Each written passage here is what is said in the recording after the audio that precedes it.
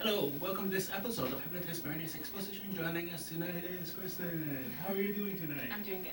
That's great, that's great. Where are you from, Kristin? I am mostly from Virginia. Oh, nice, that's great. Just moved from California though. Oh, wow. Now live in Portsmouth. Oh, wow. Yeah. You've been everywhere. Yes. Which is your favorite city so far?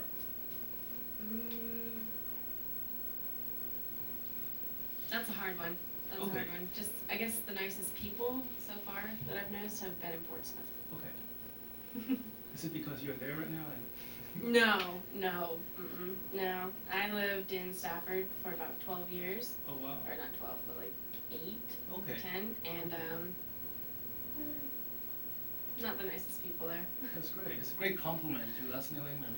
Yes. Thank you very much. And you've been to San Diego, right? Yes. Yes. And we are nicer than people from San Diego. So it's a great compliment. So what are you doing here in New England? My husband is stationed at the Naval Shipyard in Kittery, Maine. Cool. Sounds good.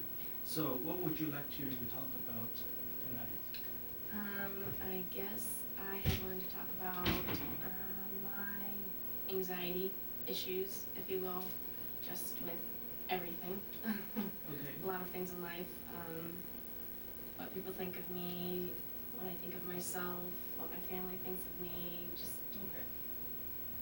how I go about my day, and then like the avenues that I use to make myself feel like better for the moment, but ultimately like it's not, and I still have anxiety, so. Okay. How would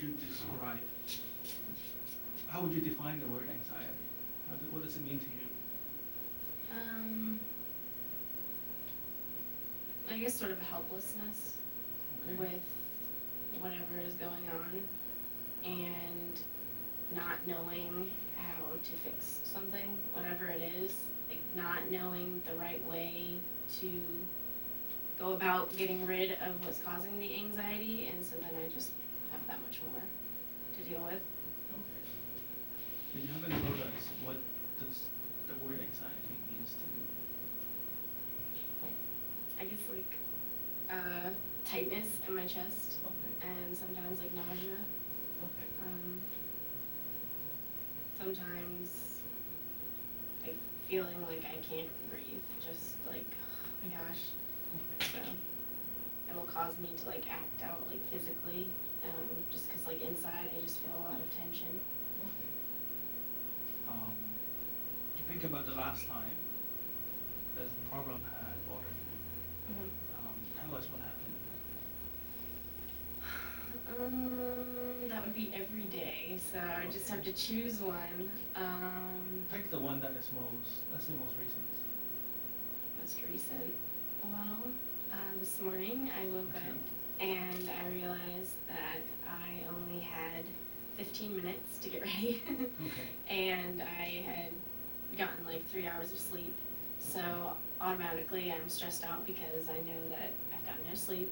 I might have enough time to eat breakfast, I might not. If I don't get to eat breakfast, I won't get a break at work until like 5 hours has gone by. So that means, for about 6 hours I will have taken my medicine, and it will be like eating my stomach because I didn't get to have any food. So then I'll just be feeling sick, and I'll have less energy, so I'll be tired and I'll feel kind of cranky, and yet I'll still have to be like happy and efficient at my job. So, but my husband was really good, and he made breakfast, so that eased my day. That's like a little thing that I guess growing up normally I wouldn't have had someone looking out for me like that. So to have him do little things like that, and usually I would drive him to work, but this morning he drove, so that way I would have like 20 minutes to just like and then I would drive myself to work. So little things like that. Nothing to worry. Little things like that.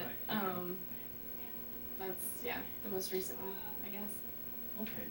Does all this happen in a dialogue inside your mind, or is just impression that pushed onto you?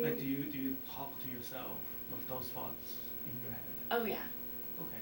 definitely. In English? Yeah, that's the only language I know.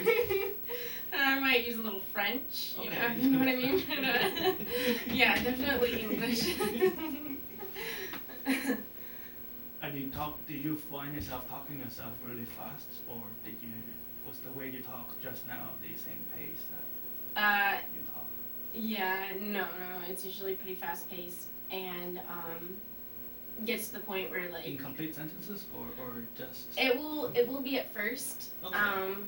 And then it just progressively becomes short sentences to the point where I might be just repeating one word over and over again, like stupid. Like I can't believe I didn't set an alarm, or I can't believe, why did I just watch that TV show last night? Why didn't I just go to bed? Like little things like that, where a lot of times I will end up doing it to myself. Like little things like that where I could have avoided watching that TV show. I could have gone to bed instead, but I didn't. So then I'm more tired. So I think that's part of the anxiety too, is realizing that sometimes I'm the one that put myself in the situation, and so then there's a frustration of I feel anxious and I probably caused half of it, and then if someone will come into the scenario and be offensive towards me in any sort of way, like they say something wrong, whatever, then a lot of times, especially with family, not friends so much, but with family, I would have an outburst. Just like, and all of the anxiety and tension that had been growing in me and frustration with myself for putting myself in a situation would all get directed to that person. And so then they would, I've had so many people say like drama queen, overreacting, diva, whatever, and a lot of it just comes from my normal level of like existing is about here, whereas most people are maybe down here. I'm always up here, so then when something bad happens, it gets up here, and then something else bad happens, so then it got up here, and then someone said something to me, and it was like, all right, I'm done. Like, so. Do you find yourself blaming yourself for? When you talk to yourself, do you find yourself blaming yourself?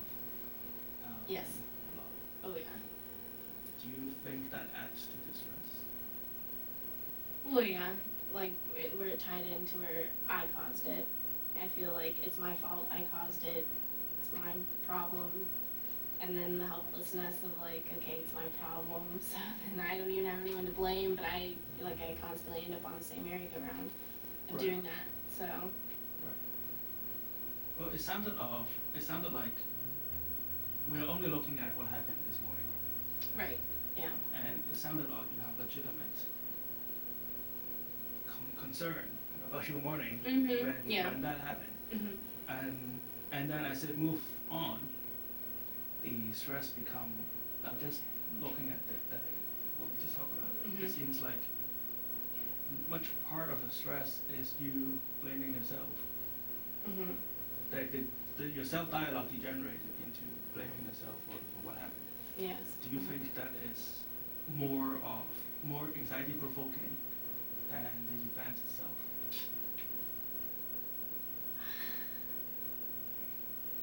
Feel free to disagree. I don't know. I never actually honestly considered that before. I never thought of it, so I'm not sure. I don't know. I guess growing up there was dialogue, that I think got ground into my head. When like I did something wrong, this would be said to me. I did that wrong, that would be said to me, or in this way and that way. And so it's natural for me now that if I feel like I'm doing something wrong, that dialogue would play in my head, and it's just become my voice instead of like one of my parents or something. Okay. Yeah. So. Do you remember your parents blaming you for a lot of things? Yes. And no, I'm just backtracking what you said. Yeah. No, definitely. And are those the exact words that they say to you, or do you fill it in. Yeah. I guess I do. I end up repeating a lot of the words they said. And those are the words they said. Yeah. If you're Kristin's parents, look over there for a while. Now, not to get too personal, right? Is this a problem as you were growing up? Yeah. It caused a lot of anxiety and depression for me. Constantly feeling like if you did something good, you didn't do it at the right time, or you should have done it this way. It was a lot of that. Never really feeling like what you ever did or said for someone was appreciated. It was always just kind of like, you did good, well, good. That's what you're supposed to do. Instead of like, oh, you cleaned your room, awesome, thank you so much. It was, okay, you cleaned your room, but I mean, you didn't dust, you didn't vacuum, all you did was fold your clothes. Like, you know, little things like that. Or you wiped down the counter, but you left a few crumbs over here. You know, little things like that where, like, it happened daily, like, multiple times a day. And so it would get to the point where, and I don't know, like I didn't coordinate my clothes right. I didn't do something right. I didn't part my hair the right way. I put in the certain earrings that didn't go with my outfit. What was I thinking? Little things like that where you just constantly, like, you start to see it. How do you feel as it is happening to you? Like when you were a kid and when you find unappreciated, what kind of feelings go through? Oh, anxiety. Because I guess kind of no matter like how much, like, I felt like I wasn't appreciated or something, I still wanted to please. And when I felt like I could never reach that, no matter what I did, there's a helplessness, you know, there's an anxiety. And then, like, when that happens over and over and over again, it becomes depressing because you're just constantly never good enough. And I think that spilled into every aspect of my life, like never feeling like I was thin enough, never feeling like I, like, had, like, good clothes, never feeling like Did your parents tell you that? No, I guess they never said that specifically. Well, and I think that where thoughts come from, so it doesn't get bumped into the I think that might have been something that I put on myself just because it was that way in every other aspect of my life. It is not unusual to say to yourself that you're not thin enough. You know? Right. Yeah. Always say to themselves they're not big enough or tall enough. Right. You know, so, yeah. You know, it's not easy to take, but it is not an unusual rite of passage as we grow up. Right. But other things, right?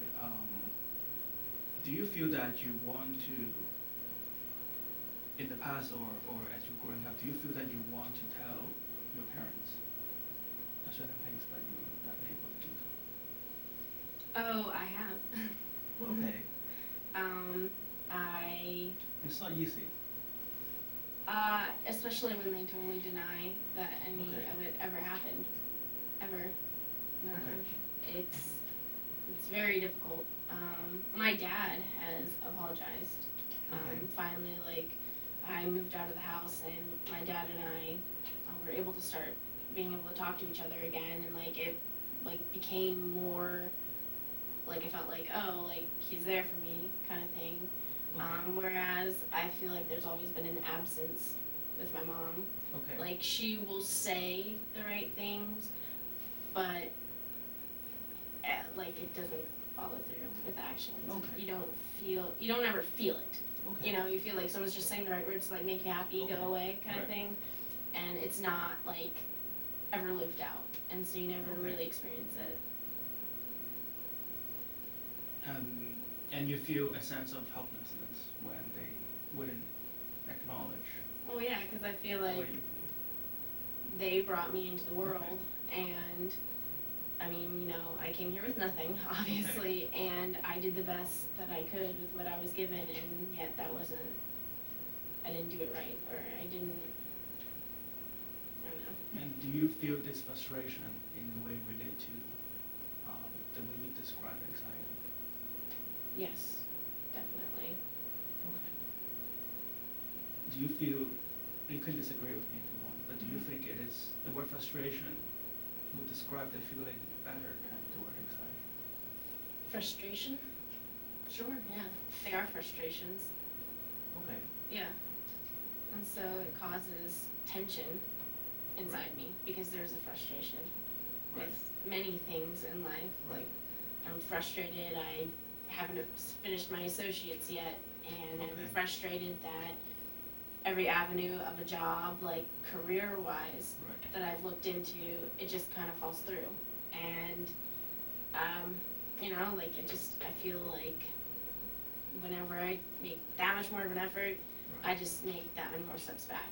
And then I make that much more of an effort, and then I go that many steps back, and it just, you feel like you're caught. But earlier on, I forgot if it was talk about here or at Starbucks. But, you talk about how you feel like, or a lot of the problem comes from you exploding on your friends, right? Yeah. Just quickly describe like a recent episode.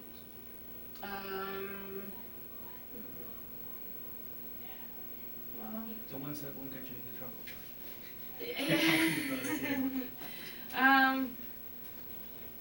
Oh my goodness, I'm sure someone else other than myself would be really good at doing that. I'm like, oh well, you recently did this or that. I guess. Let's pretend you are like a friend, looking back at you. Yeah.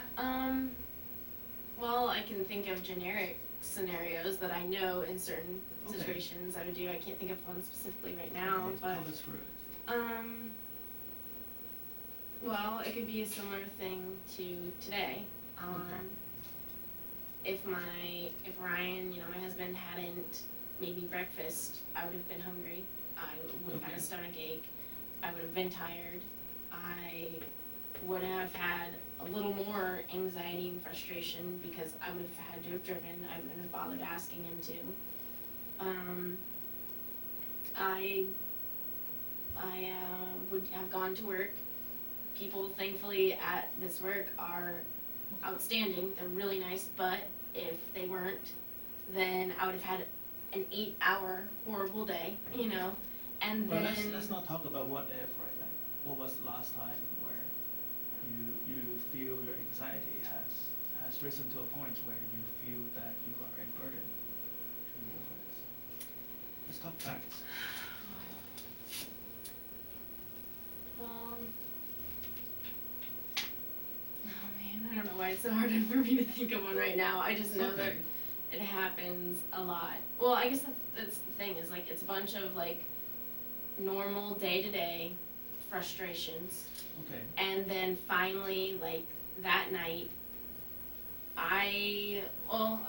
last night I come home, I wanted to, you know, say hi to my husband, you know, hi dogs, hi husband, you know, like, let's eat some dinner, I'm so hungry, you know.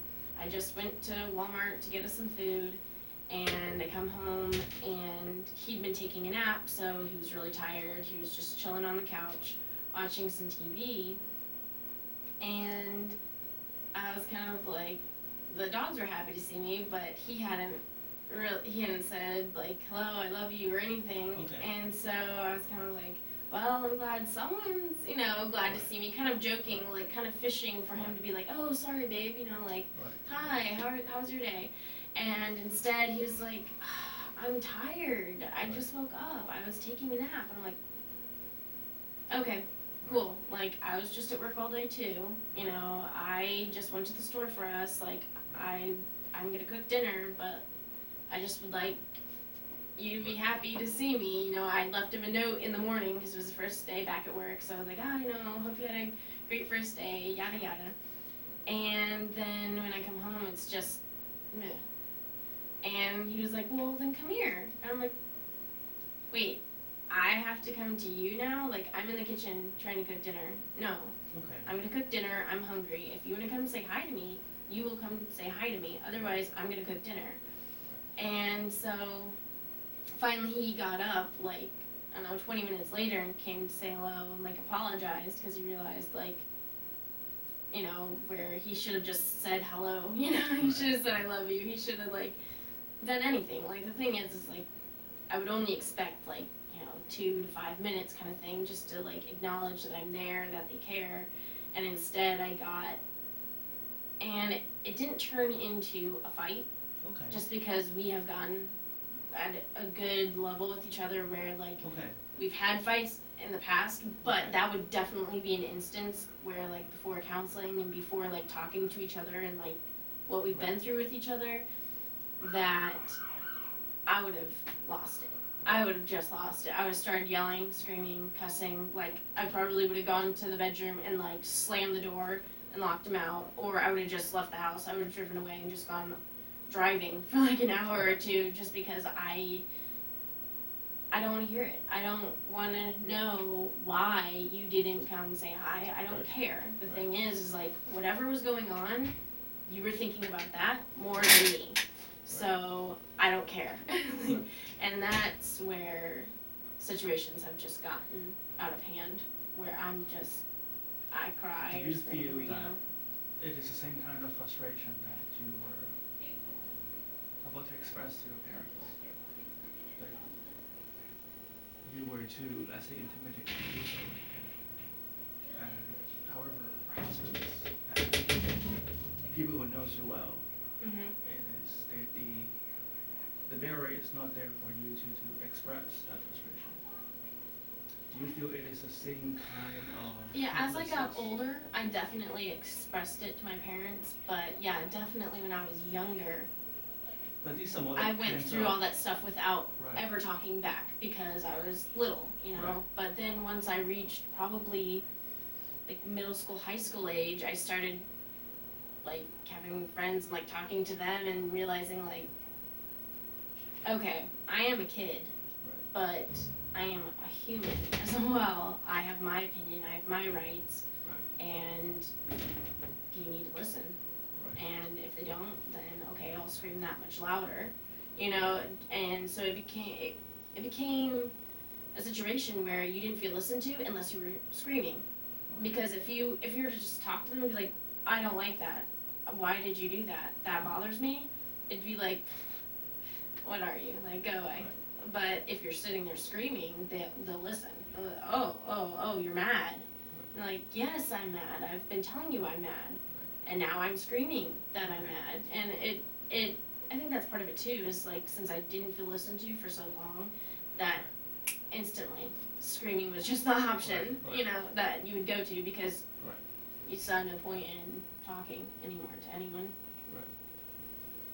And do you feel that a lot has to do with your expectation of how, you know, your friends and the people who knows you well should behave in a certain way, the same way that you expect your parents who are so close to you to behave in a certain way? Oh yeah, I mean, I had my first job at 16, and that was a huge eye-opener, because I was treated completely equal. It was like, oh, Kristin has an idea, like, oh, that's a good idea, let's do that. Or, you know, like, I don't know, I had people, like, you know, little kids or whatever, call me, ma'am, can I have this or that? I'm like, oh, man, that's cute, you know. I'm only 16. Little things like that, where, like, signs of... Hold on 1 minute. Okay, signs so of, let's like, take respect 1 and minute stuff. break. Okay.